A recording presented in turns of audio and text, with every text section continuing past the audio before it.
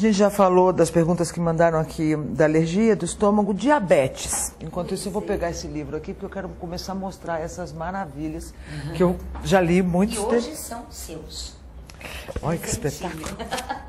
Está aqui à disposição. É analista quântico que vier aqui na Universidade Quântico, pode manusear, mas depois vai comprar, tá? Esse é o Linguagem do Corpo, volume 1. Isso, gente, olha, em consultório, na vida, no autoconhecimento é uma pérola, porque dá um chacoalho. Esta mulher, ela fala o que significa, mas ela conversa com você, diz, olha, larga a mão de ser infantil e de ficar querendo as coisas do seu jeito. Se comunica assim, diga o que você quer, queira o que você disse. Então, dá uns chacoalhos que não só identifica, mas ajuda as pessoas a fazerem mudança. E aqui está em livro, né, que é legal. Além de poder vir em palestra, fazer consulta e conhecer o Instituto Linguagem do Corpo.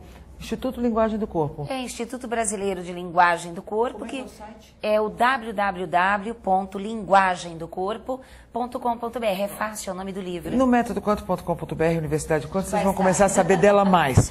Mas esse livro aqui é muito legal, esse é um que eu quero mostrar. Também tem o Linguagem do Corpo 2, que cobre aspectos estéticos, mas tem um especial aqui que fala da obesidade, que eu vou mencionar. Que maravilha, isso aqui é um tratado. Isso é legal, esse volume 2, porque você vê uma pessoa andando, você vê o tamanho do ombro, o tamanho dos seios, o tamanho do bumbum, e você já conhece o caráter, não para colocar um dedo na cara da pessoa, mas para perdoá-la, para compreender os limites dela, fazer um bom relacionamento com essa pessoa. A linguagem do corpo é para isso, para conhecer o outro e a si. E conhecer que você não pode forçar a barra com uma pessoa. Quando eu olho, por exemplo, eu brinquei, né? A gente foi num restaurante e veio uma garçonete com a testa bem pequenininha. Que não significa burrice. Significa que ela tem contatos mais sutis com a vida e não com o mundo material. E ela, eu falei, olha, eu quero arroz, batata, água com gás e tal. Ela escreveu. Pensei que ela tivesse escrito. E ela falou assim, a senhora quer beber o quê? Aí eu olhei na testa, porque eu tinha acabado de falar que eu queria água com gás. Então, na hora que eu olhei para a testa dela e vi que era uma testa estreitinha, eu passei a respeitá-la, eu passei a falar com mais cautela, porque ela estava desatenta. Todo mundo que tem a testa pequenininha, ele é ansioso, não é burro, é ansioso. Você começa a falar, ele acha que já sabe o final. E ele, é claro, vive a vida interpretando e distorcendo, que é onde tem os conflitos nos relacionamentos. Uma testa igual a sua, quer ler? Quer ler? Lê, por favor, vamos ler.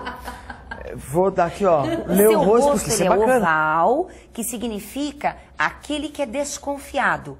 Ele não fica acreditando em qualquer coisa, ele quer ter certeza absoluta para poder tomar uma atitude. Sua testa, ela chega a ser arredondada na base, que é a emoção. Você se trabalha demais, Cláudia, para não colocar a emoção em primeiro lugar. Mas essas linhas na horizontal que estão na sua testa... Desde menina. Pois é, simboliza então que desde pequenininha você sempre foi a cabeça dos lugares onde você frequentou, morou e tudo. Sempre pensando demais em solucionar tudo para você e para todo mundo. É uma canseira muito grande. Agora, a sua sobrancelha é forte, alto grau de sexualidade e de agressividade. Que com certeza, com toda esse seu know-how, você está colocando sua agressividade para construir coisas boas. Esses dois biquinhos que você tem no meio da sobrancelha, eu estou expondo, hein? Mostra fantasias sexuais, que com certeza... Daquelas piscadinhas. Com certeza, a sua sexualidade, a libido, essa energia, você trabalha para uma sedução sublime. Que é claro, você tem sua sexualidade, como de todas as pessoas, mas você está trabalhando, jogando em cima de projetos. Porque a libido não é só para a cama. A libido é para dançar, para construir, trabalhar, cantar, escrever. A libido é para isso também. E a serviço dessa decisão de ter relações de qualidade, de alto padrão, de desenvolvimento de pessoas, de respeito num nível muito... Isso. A gente não precisa de nada nem de ninguém, a gente só escolhe estar com as pessoas quando a gente pode, né? Então isso que fica a serviço disso, Deus que me permita, né? Mas é a lei do universo, semelhante atrai semelhante. E por mais que a gente pense que a gente é que está ajudando uma pessoa... Na verdade, a pessoa chegou até nós para ensinar a dor dela, para a gente ver a nossa dor na dor dela. E você tem lábios carnudos. O que significa isso? significa uma afetuosidade muito grande. Uma pessoa que você com certeza é uma mãe carinhosa. Você pode ser briguenta, porque a sua sobrancelha é baixa, mas os lábios mostram essa coisa de ternura com filhos ou com crianças. Tipo Angelina Jolie, Brad Pitt, você vê quantos filhos eles têm? Quantas crianças eles cuidam? Pessoas de lábios finos são pessoas mais mentais, intelectuais, menos afetuosas, porque elas querem que a criança estude. Você quer que ela estude, mas você quer abraçá-la. Você quer que ela te abrace. Você quer que ela curta aquela coisa da sinestesia. E você tem as bochechas, elas não são avantajadas. Que é engraçado que entra em conflito com o seu dedo do pé. Que eu olhei, claro, né? Que aquele dedo do lado do dedo do pé, do dedão, quando ele é maior, é porque a pessoa é autoritária. Mas as suas bochechas não são de autoritária. Então significa que você é uma grande comandante. Você comanda com carisma. Com carisma. E o seu tipo de queixo mostra que você detesta ser criticada. Porque você é perfeccionista. E por que alguém vem e coloca o dedo em cima, ao invés de ver o lado bom, vem logo falando o lado ruim? Então você não suporta essa coisa da pessoa olhar o lado negativo. Poxa, vamos construir. Então você fica muito incomodada com isso. Verdade isso aí? Dentes, né? Vamos dizer assim, quando eu analiso os dentes, muita gente fala, Cris, mas esses dentes não são meus. Como não? Você comprou, é teu, né? Então, os seus dentes mostram de uma determinação muito grande. Eu acho que não tem ninguém que derrube você. Eu acho que você só seria derrubada, não é? Você só seria derrubada pelo coração, pelo sentimentalismo exagerado. Então, cuidado nos relacionamentos com os homens, porque eles poderiam derrubar você, mas você está muito... Pega eu. Você está mais forte, né? Mas você se trabalhou para isso, porque homem derruba você. E não é o homem, é o amor. Né? E você é uma mulher que, pelo amor de Deus, você não pode parar. Você vai ter que ter um homem na sua vida, não sei se já tem ou não, mas calma que semelhante atrai semelhante. Olha para a luz, olha para a meta, olha para o progresso. Daqui a pouco ele está ali na frente te esperando. Um grande homem. Atrás de um grande homem tem sempre uma grande mulher e vice-versa. Então essa pessoa, ela precisa merecer você. Não adianta o cara encostar em você. E eu estou falando para a TV. Não, tem muito homem folgado pra caramba. Ver uma grande mulher quer encostar, quer ficar na sombra. E vem com lábia, né? Vem com lábia e você é sensível. Cuidado. Isso das mulheres, Cris, assim, antes de a gente voltar, eu quero voltar naquela diabetes, falar um pouco dos livros aqui. A gente tem obesidade, dor de cabeça, bárbaro. Isso aqui tem uma possibilidade de meditação junto com esse livro. Essa mudança das mulheres num outro papel, né? Trabalhando, e houve uma mudança nos últimos 50 anos que é absurda. Na prática, na vida. Como é na vida? Olha, Cláudia, eu vou te falar uma coisa.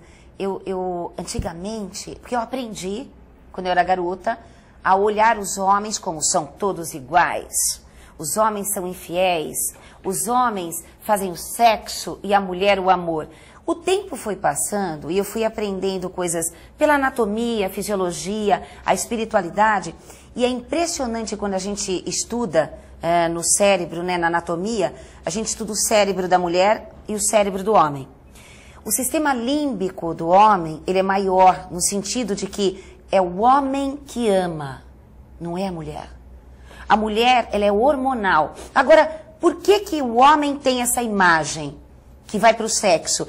O homem é o que mais sofre por amor, não a mulher, que ela faz escândalos e logo está com outra pessoa ou se dedicando à família, aos filhos para esquecer.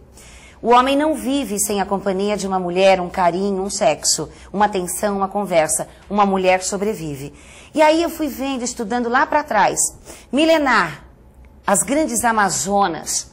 Na verdade, as mulheres hoje estão voltando a ser o que eram. Porque quando chegou a antiga Igreja Católica, ela teve que esmagar a mulher, porque a mulher, ela é que estava destruindo as grandes civilizações pela sexualidade e pelas manipulações hormonais. Quando os guerreiros botaram um limite nisso. Botaram um limite nisso e tiraram Lilith do Adão e colocaram a Eva, porque não tinha Eva, era Lilith, e a Lilith era uma amazona. A Lilith era uma grande mulher, e isso está na primeira Bíblia, trancafiado dentro do Vaticano. Então a gente visita muito Roma, aquela coisa. Então, como é que você vai falar isso para as igrejas?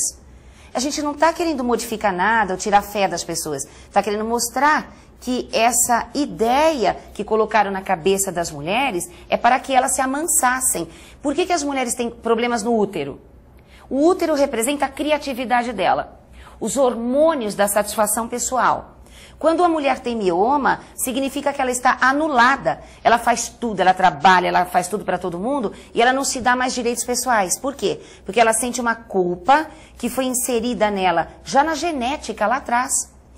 As antigas do Cairo, né, as egípcias, há milhares de anos, elas é que comandavam todo o comércio. O que é Helena de Troia? A Cleópatra. Todas essas mulheres e outras mais que se inseriam, a Nefertiti, que acabou revelando o lugar secreto de Akhenaton, mataram o próprio marido e uma ideia de monoteísmo muito grande, porque elas se relacionavam. Então tiveram que tirar isso das mulheres. Então quando você me pergunta, essa coisa das mulheres hoje encontrarem um caminho, se fortalecer, não, está vindo de dentro delas o poder. Em palestras. Natural, tanto porque é tão rápido. Né? É rápido porque está aí. Exatamente. E as palestras que eu ministro, tem sempre muito mais mulheres do que homem. Então todo mundo fala assim erradamente. Ah, os homens não vêm porque eles são materialistas. Não. As mulheres vão porque é elas que precisam. É elas que estão buscando inconscientemente para ter um autocontrole. Porque o que é a TPM? O que é o hormônio 1 em latim? É hormônio, é humor. Então, toda mulher que tem o calor da menopausa é a mulher que ela não dá altas gargalhadas felizes. Ela é controladora, responsável, sobrecarregada. Então, os hormônios estão em baixa. Então, uma mulher que não consegue ganhar peso contra as mulheres e os homens que têm dificuldade de perder peso. Eu achei muito interessante essa cobertura e uma provocação para você, né? Claro, claro. Porque, então, o brasileiro tem mais questões com a mãe do que com o pai, né? Como é que a história não consegue ganhar peso? Vamos lá. Porque assim, trabalhando com o princípio do taoísmo, que é o yin e o yang, nós sabemos que yang é o para fora, é o pai, é a ação, é músculo, é magreza. Tudo que é gordo, parado, energia, introspecção, à noite, o inconsciente é yin, é mãe. Então nós sabemos que quando a pessoa engorda, ela está com ambivalência, amor e ódio nessa corrente com a mãe. E quando ela não engorda, ela tem ambivalência com o pai. O pai rejeitou essa criança no dia do nascimento. Depois tudo passou, ele aceitou, amou, morreu, sumiu, não importa. Mas a criança recebeu aquilo no inconsciente. A criança chegou ali, o pai estava de calça curta, queria um menino, era uma menina era um menino. Exatamente. Mais uma boca para alimentar. E ainda que fosse uma coisa passageira, isso ficou registrado. Ficou registrado. A conexão hormonal, as ondas eletromagnéticas, como eu falo, as crianças de 0 a 7 anos e meio, elas captam todo o emocional da mãe. Quando elas estão doentes, é a mãe que tem que ser tratada. No Oriente, a gente tem populações super mais magras. A relação paterna ali é generalizadamente... Eles são frios. Os pais. E a gente aqui, latino e brasileiro, sobretudo, porque vamos combinar, todo mundo aqui tem problema com a mãe, então, né? Porque a gente acha de cada 10, um que não consegue ganhar peso, o resto todo mundo lutando com o peso. Por quê? Porque a mulher latina e a mulher americana, elas são guerreiras, elas são espontâneas, elas querem trabalhar, elas são dinâmicas, elas não conseguem fazer aquela maternagem do tempo antigo, de ficar olhando nos olhos, até passar 2 anos de idade. Não, ela quer ir trabalhar, ela não olha nos olhos. Ressentimento aí de mamãe, que é oral também, oral. Né? Porque a gente é muito sinestésico, muito... Por que seca o leite? Ai, secou o leite. Porque essa mãe é dinâmica. Ela fez secar. Claro. Ela fez. Eu amamentei 3 filhas e com luta, porque já como escritora, já numa época da vida, mas graças a Deus eu amamentei as 3 e vi como você tem que querer, essa coisa tem que... E ela fica, né? Tem que ficar ali. Fica. A Júlia Tedeschi Cordaro pergunta qual é o significado de ácido úrico e renite. Renite já respondemos, já nos antecipamos aqui. E ácido úrico? Partindo do princípio que nós falamos da bexiga há pouco, que é a tristeza, né, as lágrimas contidas, quando aparece o ácido úrico nos pés, nas mãos, bom, ele está se manifestando, mostra tristeza e raiva, indignação arrastada por muito tempo. E provavelmente, normalmente eu encontro muitas pessoas que ao mesmo tempo que tem o ácido úrico, tem também problema na mandíbula, que significa sentimento de vingança. Isso é aqui no ATM. Ó, quando tem que pôr aquele aparelhinho do bruxismo? Isso, além disso, às vezes... Prestando atenção aí. E a pessoa fala, imagina, eu não sou vingativa. O que é vingativo? Olha os pensamentos de um vingativo. Ele pode não ir lá fazer a coisa, mas ele pensa assim, o mundo gira. Deus está vendo, né? Isso são sentimentos de vingança. E aqui tem probleminha. O trigêmeo também tem a ver com sentimento de vingança, né? Tem a ver com sentimento de vingança. Que une a dor de dente, de ouvido, não quero escutar ninguém, e os dentes mostram as decisões. Não posso tomar minhas decisões porque não me permitem. Então ele acaba não fazendo nem o que os outros querem e nem o que ele quer. Daí a dor do tridente. Deixa eu mostrar esse livro aqui para vocês e engrenar a pergunta da dor de cabeça. Tá. E da enxaqueca, mais precisamente. Esse livro da dor de cabeça é sensacional. Já tive pacientes, clientes, familiares. Vem conceder, você medita e é sacada e revela. Você fala, puxa, essa... E tem lógica, porque... Exercícios. Tem exercícios. Esse aqui da obesidade, quero saber mais dele depois também. Porque acho que ele é novo. Não, esse é antigo, deve ter o que, uns 8 Ainda bem que eu ganhei, porque a boba aqui não tinha esse ainda. Que fique novo agora. E mais um que eu quero que você saiba que tem, que agora esse aqui é ecológico, é o DVD sem caixinha. É, de papelão, de sol. De papelão, coisa... 1h15 de palestra. Pronto. Ainda temos A Cura pela Meditação, Linguagem do Corpo. Que tem CD também? É, porque aí eu vou falando com você no CD... E você vai sentando, seguindo as instruções e vai meditando. Ai, que legal. Que com monitoramento, com essa voz gostosa, você ainda leva apoio para casa. Aí é bom, hein? Melhor agora. E A Lei da Afinidade. Esse daí eu fiz um relançamento agora, porque eu estava numa outra editora, passei para a editora Mercúrio com ele, mudamos a capa, e ele é um livro do dia a dia. Como atrair para você? Por que você às vezes faz tanta coisa, faz oração, faz a lei da atração e não atrai para você aquilo? Porque você não fez uma reforma interna. Então nesse livro A Lei da Afinidade eu ensino você a conhecer as leis do universo, ver o que você quer realmente para sua vida e atrair aquilo que está adequado ao seu tipo de personalidade. Quero saber da dor de cabeça e da enxaqueca.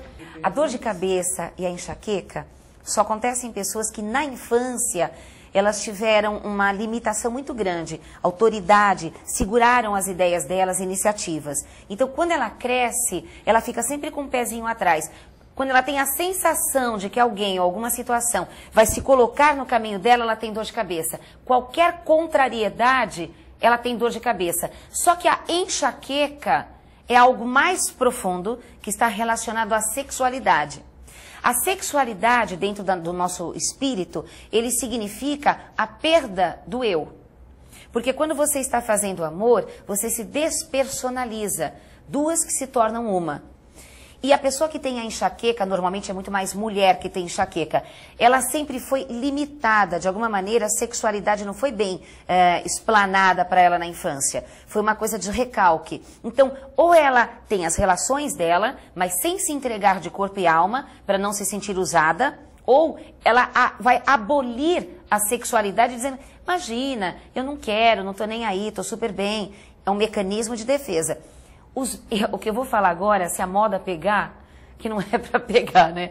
Mas os médicos, psiquiatras sabem que quando uma mulher está com uma baita enxaqueca e ela se masturba, a dor de cabeça desaparece na hora. Claro que você não vai ficar se masturbando no ponto de ônibus, no escritório, né? Não é essa, isso é uma das... Mas com uma enxaqueca uma pessoa não fica nem no ponto de ônibus, nem no escritório, não, eu acho, né? Com enxaqueca ela não consegue. Derruba a pessoa, né? Então... Por que quando ela se masturba, a dor desaparece? Porque ela se deu prazer, que ela nunca se dá o direito a prazeres. Ela é sempre muito centrada, preocupada, irrequieta. Então, quando ela se dá o prazer, e ainda por cima ninguém usou, ninguém abusou da individualidade dela, da privacidade, então a dor de cabeça desaparece. Eu acho isso importante pontuar na enxaqueca, né? O medo de perder a individualidade, o medo de ser exposta, porque na sexualidade o outro vai ver, vai estar mais visto, né? Exatamente. Então quer se esconder um pouco, não porque tem medo de perder a individualidade. Para que a pessoa possa rever a sexualidade dela e principalmente a educação que ela teve ou o que será que ela viu sexualmente que abalou tanto? Será que ela foi molestada e não lembra? Será que os pais tinham uma sexualidade exposta ou reprimida demais? Com certeza, o berço que ela veio, a sexualidade não era organizada. Então, daí vem a grande enxaqueca. Terapia resolve isso, claro. O autoconhecimento, a terapia, claro que resolve. Eu fiz o método Quantum da Cristina 10 anos atrás, já fizemos hoje outro, vou ver o resultado qual que é. É uma satisfação poder ser lida, poder ver. Esse curso de leitura de sinais e os programas teus, vamos organizar para você dar essa aula aqui. Claro. E vocês entram no site também, vão ver as programações que tem lá no Instituto. Da obesidade... Ele é um CD de relaxamento com hipnotismo. É uma hipnose que te leva para a criança interna, você dorme. Tem muita gente que resiste, começa a ouvir o CD e fica resistindo para não dormir. E não é, relaxa e vai.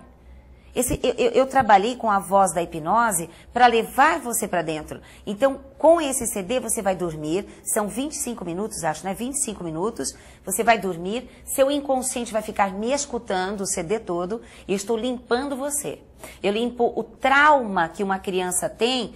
Porque se você engordar, o dia que você se pesar e ver que engordou naquela semana, para pensar quem te rejeitou naquela semana, quem te desconsiderou, quem te abandonou naquela semana. Porque o que é engordar? É ter as mesmas sensações, o cérebro faz uma associação. As mesmas sensações que ela teve quando ela estava mamando com a mãe de 0 a 2 anos e a mãe fez isso. Coitada da mãe, às vezes ela nem sabe que fez. Isso é legal, né? Porque aquilo que você diz com frequência, eu acho muito importante marcar. Pai e mãe não tem culpa de nada, eles são os coitadinhos. Culpa. Como eu também sou mãe e tive pais, não é isso, mas é a percepção do script interno subjetivo que você carregou por conta dessa experiência que volta, né?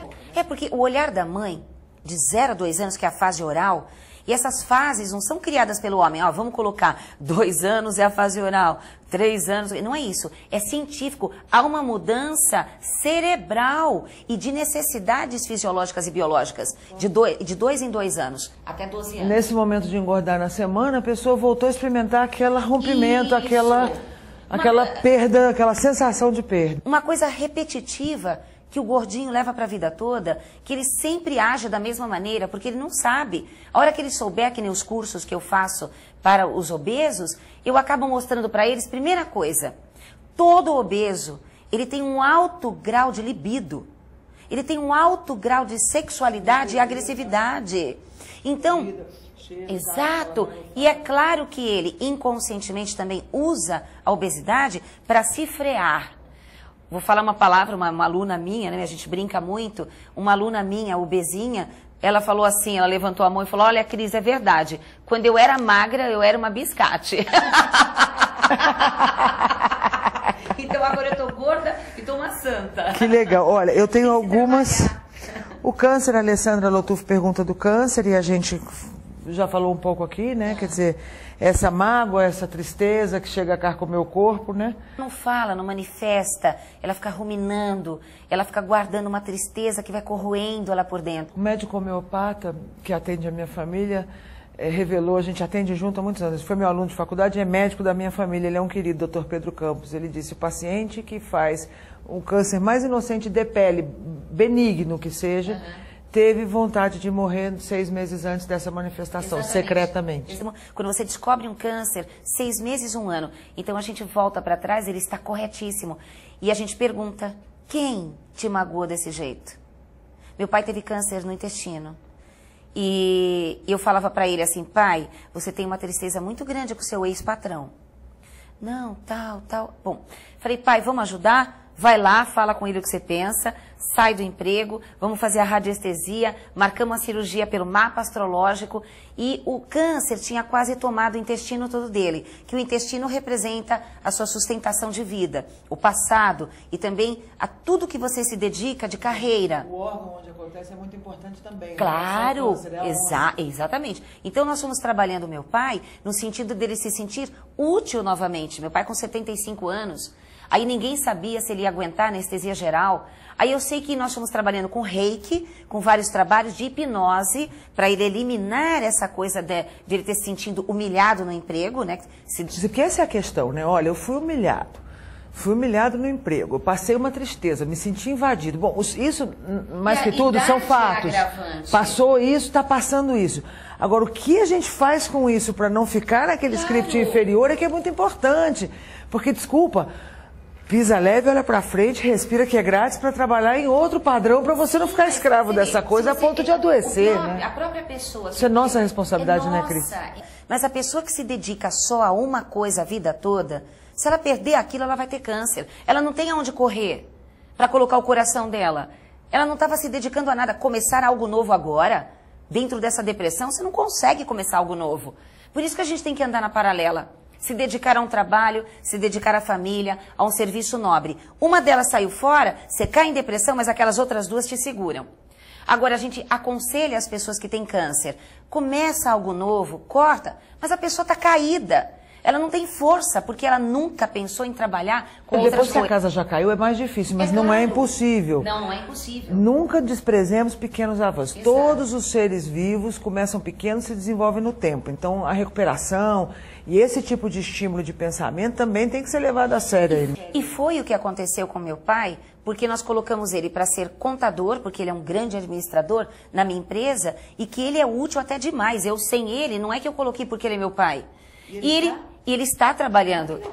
Bom, o lance legal é assim, com tudo isso que ele foi trabalhando, porque ele é muito facinho. Você fala planta bananeira, ele planta. Porque tem gente que você fala, vai fazer isso. Ah, não acredito. Meu pai não, ele acredita em tudo.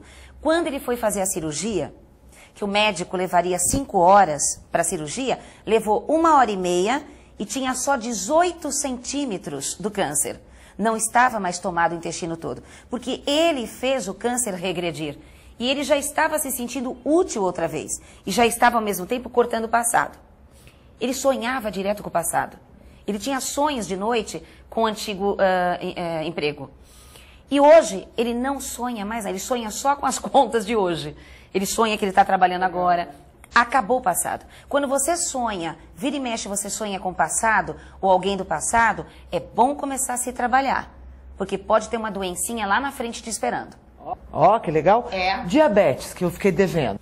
O diabético, ele tem uma necessidade muito forte de segurar as pessoas que ele ama. Por quê? Para ser diabético, ele teve que ter no passado muitas tragédias. Teve que ter uma vida muito difícil. Você não se torna diabético se não teve vida difícil. Essa coisa da hereditariedade, porque vovô era diabética, parará, é bobagem. O hereditário nada mais é do que repetir o padrão mental da pessoa que teve a doença. E qual é o padrão mental do diabético? Ele tem 3 sistemas negativos. Que em terapia, se você tirar esses 3 sistemas, a diabetes acaba completamente, mesmo a tal da hereditária. E os médicos ficam perplexos. Porém, quando você chega num diabético e tenta tirar isso dele, ele nega. Porque ele está usando a diabetes inconscientemente para controlar pessoas. E aí o diabético fica com raiva, porque eu estou estragando uma brincadeira dele.